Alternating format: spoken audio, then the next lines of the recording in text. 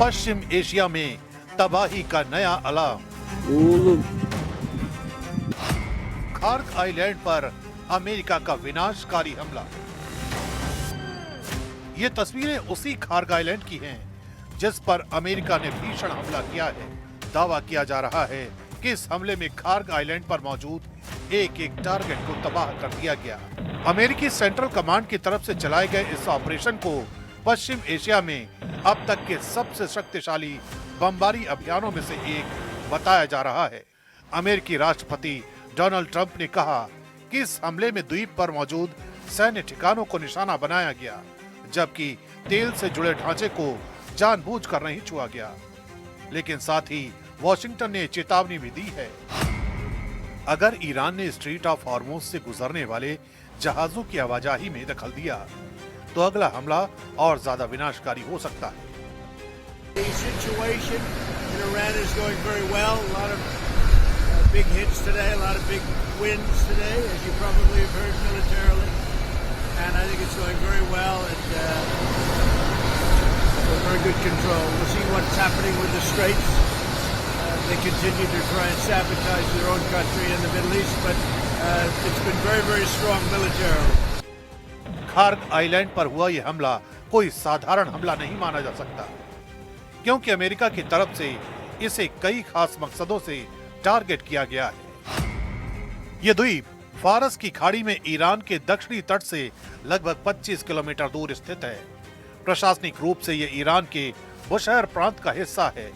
Kharg island वो रणनीतिक द्वीप है जिसे ईरान की आर्थिक शक्ति की रीढ़ कहा जाता है। फारस की खाड़ी में स्थित ये छोटा सा द्वीप ईरान के तेल निर्यात का सबसे बड़ा केंद्र है। दुनिया भर के बाजारों में पहुंचने वाला ईरान का करीब 85 से 90% कच्चा तेल इसी द्वीप से होकर गुजरता है। यहाँ विशाल ऑयल टर्मिनल, स्टोरेज टैंक और पाइपलाइन नेटवर्क मौजूद है, जिससे हर दिन लाखों बैरल तेल टैंकरों में भरा जाता है। यही वजह है कि इस इलाके में ईरान ने मजबूत नौसैनिक और मिसाइल सुरक्षा भी तैनात कर रखी है। इतिहास भी बताता है कि ईरान इराक वॉर के दौरान भी इस द्वीप को कई बार टारगेट किया गया था। अब एक बार फिर यही द्वीप पश्चिम एशिया की बढ़ती तबाही का नया केंद्र बनता दिखाई दे रहा है, क्योंकि अमेरिकी राष्ट्रपति डोनाल्ड ट्रंप ने साफ कह दिया है कि ईरान को सरेंडर करना ही होगा। ईरान की सेना और इस शासन से जुड़े लोगों के लिए बेहतर होगा कि वे अपने हथियार डाल दें और अपने देश का जो बचा है उसे बचा लें। ईरान के पास ऐसी किसी भी चीज की रक्षा करने की क्षमता नहीं है जिसे हम निशाना बनाना चाहें। ईरान कभी भी परमाणु हथियार हासिल नहीं करेगा और न ही दुनिया को धमकी देने की क्षमता हासिल कर पाएगा।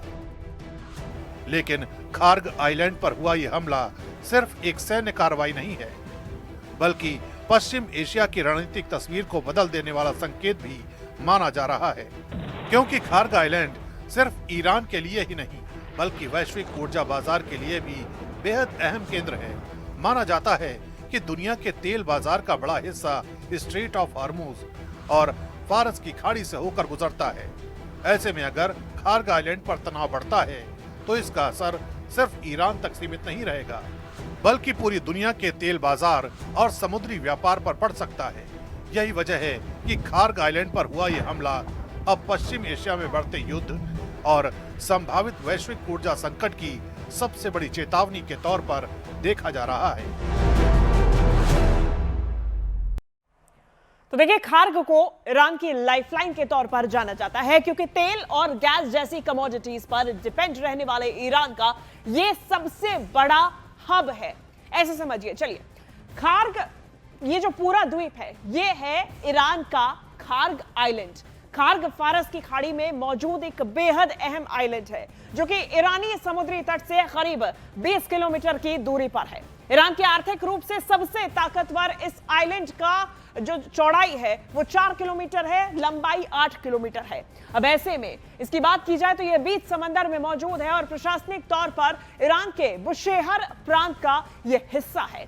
तो देखिए ये तो खार्ग का ग्लोबल आपने डायनामिक इसका पोजीशन समझ लिया है, लेकिन आप समझिए कि ये ईरान के लिए और दुनिया के लिए क्यों इतना महत्वपूर्ण है, इतना अहम क्यों है। अब इसे ऐसे समझिए, ये जो खार्ग द्वीप है इसके बारे में हम बात कर रहे हैं। ईरान के अलग अलग तेल क्षेत्रों से पाइपलाइन के जरिए ईरान का जो कच्चा तेल है वो यहीं पर पहुंचता है, यहां पर ऑयल टर्मिनल में। अब ऐसे में इस आइलैंड में मौजूद फैसिलिटी में करोड़ों बैरल कच्चा तेल स्टोर करने की क्षमता है, यानी कि यहां पे स्टोरेज हो सकता है और यहां से रोज 70 लाख बैरल तेल एक्सपोर्ट के लिए लोड किया जा सकता है। अब इसी पोर्ट से बड़े बड़े टैंकर्स के जरिए दुनिया भर में तेल की सप्लाई होती है। वो टैंकर कहां आते हैं? यहां पोर्ट पर और एयरपोर्ट पर भी। अब सबसे बड़ी बात यह है कि ईरान का करीब 90% ऑयल एक्सपोर्ट इसी छोटे से मगर बेहद ताकतवर आइलैंड से होता है। 90%, यानी कि सीधे सीधे ईरान की अर्थव्यवस्था की रीढ़। अब देखिए ये पूरा आपको हम ये आइलैंड के नक्शे के बारे में तो बता दिए। अब आप तस्वीर के जरिए, इसी तस्वीर के जरिए आपको समझाते हैं कि ये जो खार्ग आइलैंड है ये दिखता कैसा है। ये है ये पूरा द्वीप जो कि ईरान में मौजूद है। फारस की खाड़ी, ये फारस की खाड़ी कहां मौजूद है? स्ट्रेट ऑफ हॉर्मुज से ठीक पहले ईरान और खाड़ी देशों के बीच में। अब यहां पर क्या क्या मौजूद है ये देखिए। बड़े बड़े जहाजों के लिए पोर्ट है, ये रहा। यहां पे बड़े बड़े जहाज आते हैं, बड़े बड़े ऑयल टर्मिनल्स यहां से साफ नजर आते हैं। इस पोर्ट पर एक एयरपोर्ट भी मौजूद है जो कि है यहां पर, ये एयरपोर्ट रहा। अब यहां पे आप देखिए TJT भी यहीं पर मौजूद है। तो ये जो इलाका पूरा है ये फारस की खाड़ी से इस एरिया से जाते हैं वो जहाज जो स्ट्रेट ऑफ हॉर्मुज से होते हुए पश्चिमी एशियाई देशों तक जाते हैं जहां पर ऑयल के आयातक है। तो ईरान निर्यात करता है और ऑयल पश्चिमी एशियाई देशों तक पहुंचाता है।